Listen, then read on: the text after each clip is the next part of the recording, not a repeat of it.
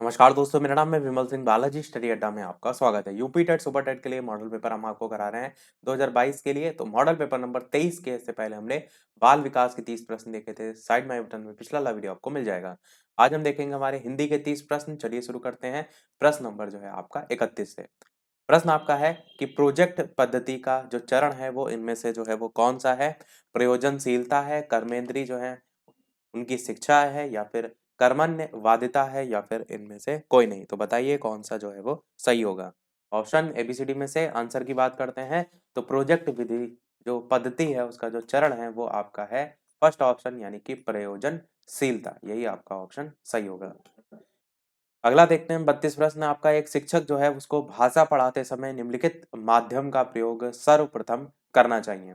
पाठ्य पुस्तक का, सामान्य बोलचाल का, श्यामपट्ट का, या प्रश्न पूछने का। बताइए कौन सा सही होगा। एक भाषा शिक्षक जो है या एक शिक्षक जो है उसको भाषा पढ़ाते समय इनमें से किसका प्रयोग जो है सर्वप्रथम करना चाहिए। आंसर की बात करते हैं तो आपका सामान्य बोलचाल से जो है वो शुरुआत करनी चाहिए।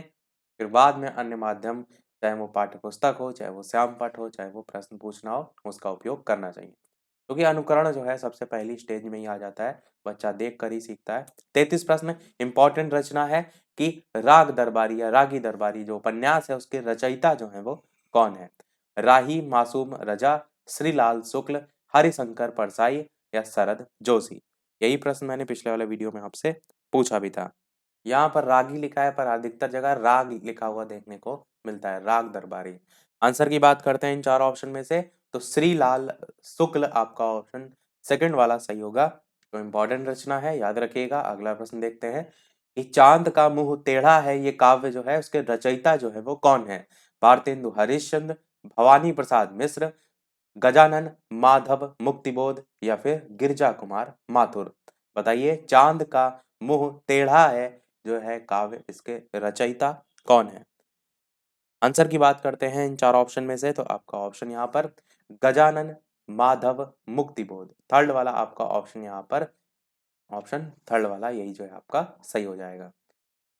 अगला प्रश्न आपका है 35। सदाचार में कौन सी संधि है। व्यंजन, स्वर, विसर्ग, इनमें से कोई नहीं। तो इसको किस प्रकार से संधि विच्छेद करेंगे। सदा प्लस आचार, आ और आ मिलकर क्या बना रहा है, तो बड़ा आ बना रहा है। और इस प्रकार से दीर्घ करना आप देखते हैं, और यहीं पर आप ऑप्शन स्वर संधि में दीर्घ संधि लगाकर चले आते हैं, और यही आपसे गलती होती है। क्यों, मैंने आपको बताया है कि यहाँ पर जो वर्ड आ रहा है जैसे दा वर्ड आ रहा है, अब आपको यहाँ पर संधि विच्छेद का विशेष ध्यान रखना है। आपका जो संधि विच्छेद होगा वो होगा सत और प्लस आचार, इस प्रकार से जो है आपका होगा।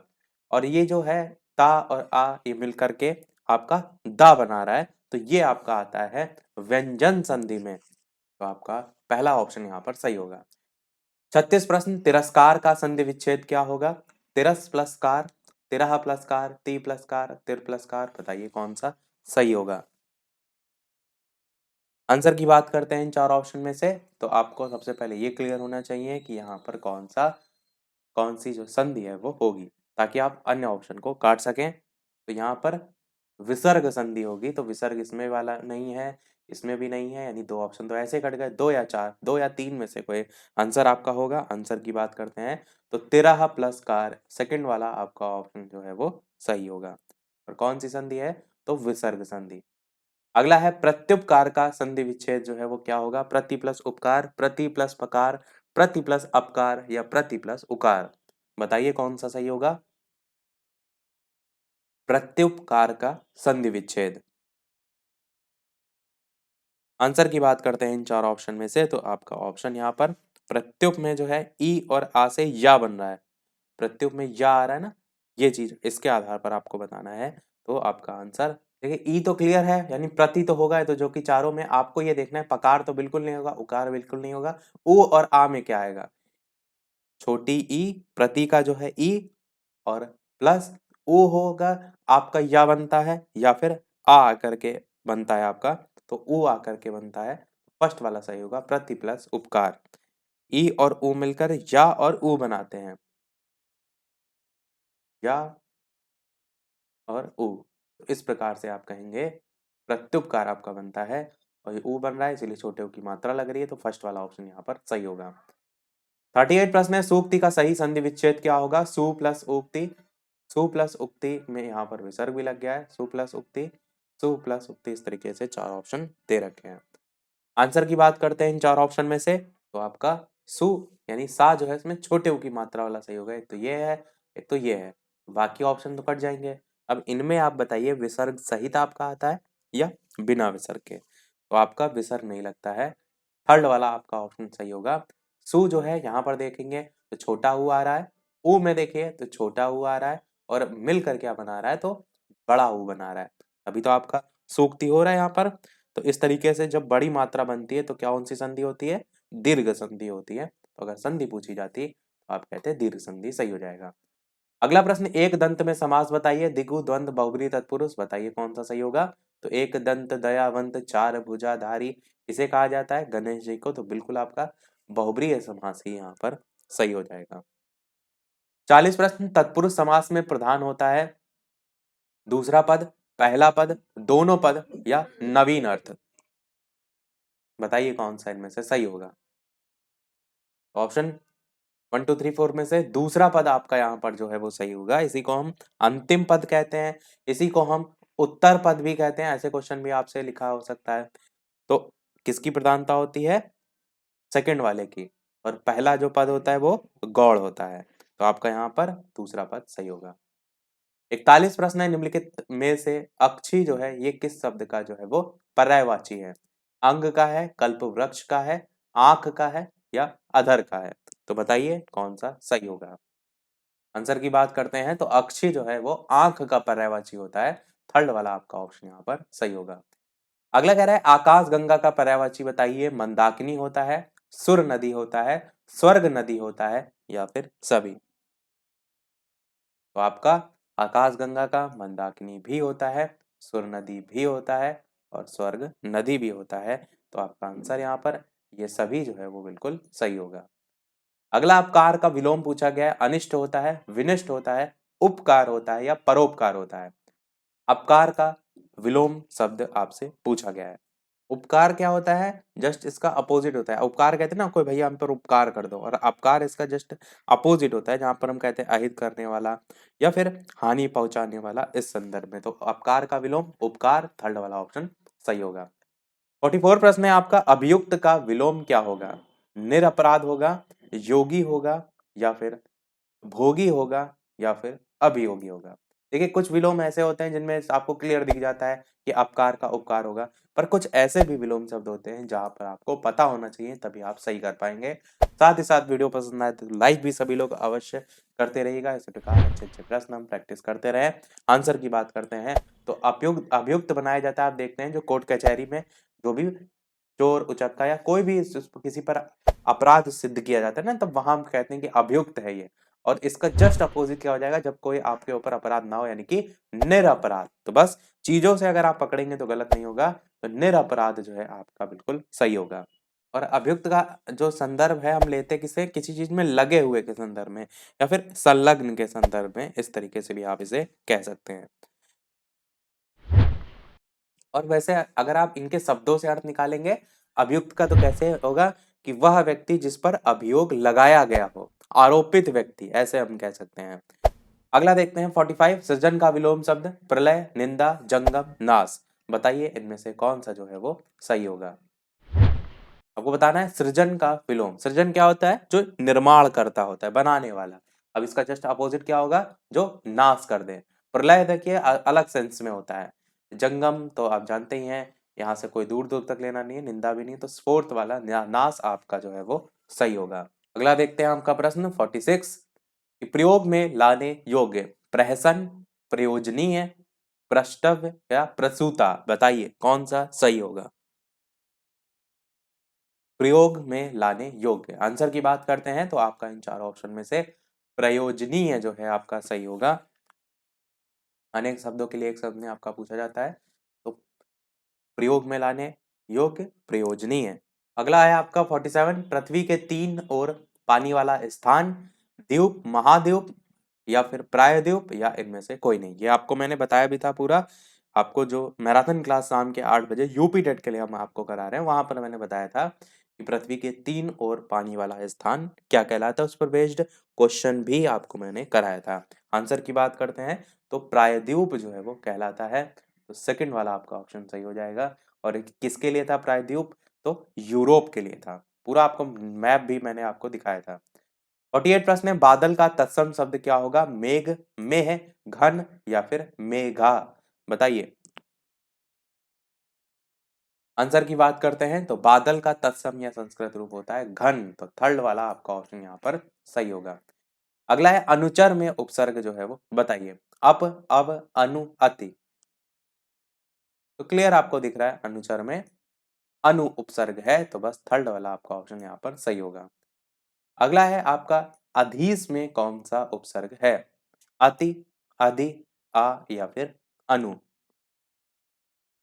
कौन सा सही होगा। अधीस में उपसर्ग, तो जब ये अलग होगा ना तो अधि प्लस ईस होगा, यानी जो अधि अलग होगा उसमें छोटी की मात्रा लगेगी, तो सेकंड वाला आपका ऑप्शन यहाँ पर जो है वो सही होगा। यहाँ का ई उधर वाला ई बढ़ मिलकर बड़ी ई बनाएगा, इस तरीके से आपका अलग होगा।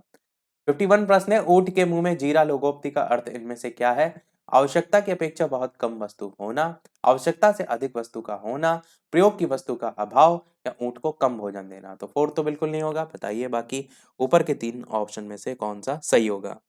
आंसर की बात करते हैं तो कह रहा ना ऊंट का मुंह है उसमें जीरा दे रहे, नहीं कि आवश्यकता की अपेक्षा बहुत कम वस्तु देना, बस यही आपका सही होगा।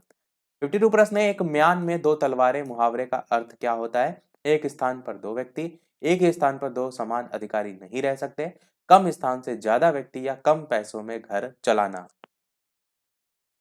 पूरा ये मुहावरा आपका इस तरीके से चलता है ना कि एक म्यान में दो तलवारें नहीं समा सकती, तो इसका अर्थ होता है एक ही स्थान पर दो समान अधिकारी नहीं रह सकते, तो सेकंड वाला आपका ऑप्शन सही होगा। 53 प्रश्न है, इनमें से सही वर्तनी वाला आपको शब्द जो है वो सेलेक्ट करना है। विलक्षण यहाँ पर 4 तरीके से लिखा हुआ है, विलेक्षण, विलोक्षण, आपको खुद ही पहचानना है कि यहाँ पर क्या एक्चुअल में जो है वो सही होगा। आंसर की बात कर लेते हैं तो पहला ही यहाँ पर विलक्षण ही यही जो है वो सही है, बाकी सभी जो है आपके गलत हैं। अगला देखते हैं प्रश्न आपका, साहित्यकार जो है वो लिखा हुआ है 4 प्रकार से, पर जैसे यहाँ पर मैंने आपको बताया साहित्यकार है, अब यहाँ पर आपको खुद से ही पहचानना होगा कि साहित्यकार साहित्यकार ये मतलब कहना क्या चाह रहा है, कौन सा जो है यहाँ पर सही होगा। आंसर की बात करते हैं इन 4 ऑप्शन में से, तो आपका ऑप्शन यहाँ पर थर्ड वाला साहित्यकार जो है ये जो है वो सही है, ऑप्शन थर्ड वाला आपका सही होगा। अगला प्रश्न आपका 55 कह रहा है, निम्नलिखित पद में कौन सा जो है वो रस है, शोक विकल सब रोवहि रानी, रूपशील बल तेज बखानी, करहि विलाप अनेक प्रकारा, परहि भूमि तल बारहि बारा, शांत रस, भक्ति रस, करुण रस, वीर रस, बताइए। इसका अर्थ क्या है कि शोक विकल सब रोवहि रानी मतलब सब रानियां शोक के मारे व्याकुल हो रही हैं, रूपशील बल तेज बखानी, वे राजा के रूपशील बल और तेज का बखान कर करके अनेक प्रकार से क्या कर रही हैं, कर ही विलाप अनेक प्रकार, विलाप कर रही हैं, पर ही भूमि तल बारहि बारा, और बार बार धरती पर गिर पड़ती हैं। तो ये है इसका एक्चुअल में जो है वो अर्थ। श्री रामचरित मानस जो है उसके अयोध्या कांड से ये पंक्तियां ली गई हैं, और ये पंक्तियां हैं करुण रस की, करुण रस की बात की भी गई है, विलाप की बात की गई है, उससे भी आपको यहाँ पर क्लियर हो रहा है। अगला इनमें से कौन सा मात्रिक छंद है, दोहा, चौपाई, रोला, सभी, तो आप क्या कहेंगे, सभी हैं, चाहे वो दोहा हो, चाहे वो चौपाई हो, चाहे वो रोला हो, ये सभी आपका ऑप्शन यहाँ पर सही होगा। अगला इनमें से कौन सा वार्णिक छंद है, दोहा, चौपाई, रोला, सवैया, बताइए कौन सा इनमें से सही होगा। आंसर की बात करते हैं तो वार्णिक छंद में आपका दोहा भी आता है, चौपाई भी, रोला भी और सवैया भी। तो आप कहेंगे ऐसा बिल्कुल नहीं है, क्योंकि प्रश्न में वार्णिक पूछा गया ना कि मात्रिक। तो रोला, चौपाई और दोहा ये सभी आपके किस में आते हैं, मात्रिक में आते हैं, और आपका जो वार्णिक है ये आपका सवैया जो है इसमें आएगा। अब वार्णिक छंद होता क्या है, वार्णिक छंद में क्या होता है कि सभी आप कह सकते हैं जो वर्णों की संख्या है, गढ़ विधान है, क्रम है, लघु गुरु स्वर है, इनके आधार पर पद रचना जिसमें समान होती उसे कहते हैं वार्णिक छंद। इसमें आपका आता है सवैयां। अगर दो इनके भी टाइप्स की देखी बात करें वार्णिक छंद के, तो दो होते हैं। साधारण वार्णिक छंद में 1 से 26 वर्ण के जो है आपके चरण या पद देखने को मिलते हैं, और जो दंडक वार्णिक छंद होता है उसमें 1 से 26 वर्ण से अधिक जिसमें चरण होते हैं। यहाँ पर आपका सवैया सही होगा। 58 प्रश्न, निम्नलिखित पद में कौन सा अलंकार है? तो रूप है किरण में, सौंदर्य है सुमन में, तू प्राण है पवन में, विस्तार है गगन में। इस तरीके से दे रखा है। रूपक, उल्लेख, यमक, अतिशयोक्ति। बताइए कौन सा सही होगा? तो ऐसे में जब एक ही वस्तु का अनेक रूपों में वर्णन किया जाता है, तो वहां पर कौन सा अलंकार होता है? वहां पर होता है उल्लेख अलंकार। उल्लेख अलंकार सेकंड वाला सही होगा। अलंकार से आपने देखे हुए यूपी टेट में काफी क्वेश्चन आए भी थे, तो यही आपका जो है वो सही होगा। यहाँ पर आप देखेंगे जो पंक्तियां हैं इसमें रूप, किरण और सुमन, इसमें एक ही वस्तु के रूप का वर्णन जो है वो किया गया है, तो उस आधार पर आपका उल्लेख होगा। 59 प्रश्न सेकंड लास्ट, चिंतामणि के रचयिता जयशंकर प्रसाद, महावीर प्रसाद द्विवेदी, आचार्य रामचंद्र शुक्ल या हरिऔध? चिंतामणि के रचयिता।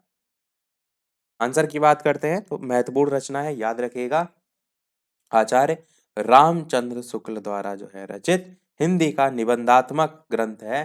थर्ड वाला आपका ऑप्शन सही होगा। महत्वपूर्ण रचना है, याद रखिएगा। बाकी रचनाओं पर आधारित ट्रिक हम ऑलरेडी देख चुके हैं। बालाजी स्टडी अड्डा रचना है। इस तरीके से आप डायरेक्ट यूट्यूब पे सर्च करेंगे तो आपको पूरी प्लेलिस्ट मिल जाएगी, या तो आप प्लेलिस्ट में जाकर भी देख सकते हैं। लास्ट प्रश्न है इस वीडियो का, पल्लव के रचयिता कौन है? सुमित्रानंदन पंत, निराला, जयशंकर प्रसाद या फिर महादेवी वर्मा? एक क्वेश्चन अभी हम लास्ट में आपसे भी पूछेंगे। इसके अलावा चैनल पर नए हो तो सब्सक्राइब करके भी जुड़ जाइएगा। वीडियो पसंद आया हो तो लाइक और शेयर जरूर करते रहिएगा, और टेलीग्राम चैनल से अभी तक न जुड़े हो, लिंक आपको डिस्क्रिप्शन में मिल जाएगी, सर्च करके भी जुड़ सकते हैं। आंसर की बात करते हैं, पल्लव के जो रचयिता हैं वो हैं सुमित्रा नंदन पंत। अब एक प्रश्न आपके लिए भी, जैसे कि सभी वीडियो में हम आपसे एक ना एक प्रश्न पूछते हैं, तो इस वीडियो का आपके लिए प्रश्न है इसके बाद के पोर्शन से, जो कि ईवीएस का है। मृदुमलाई वन्य जीव अभयारण्य किस राज्य में स्थित है? Option 1 Kerala, option 2 Karnataka, option 3 Tamil Nadu और ऑप्शन 4 आंध्र प्रदेश। इन चारों में से कौन सा सही होगा? अपना आंसर वीडियो के मेन कमेंट में टाइप करके बताइएगा। लाइव टाइमिंग दो है, दोपहर के 3 बजे और शाम के 8 बजे, तो लाइव आकर भी वीडियो आप देख सकते हैं, प्रश्न की प्रैक्टिस कर सकते हैं। तो आज वीडियो में इतना ही रखते हैं, मिलते हैं अगले वीडियो में कुछ नए प्रश्नों के साथ, नए टॉपिक के साथ। तब तक के लिए नमस्कार, जय हिंद।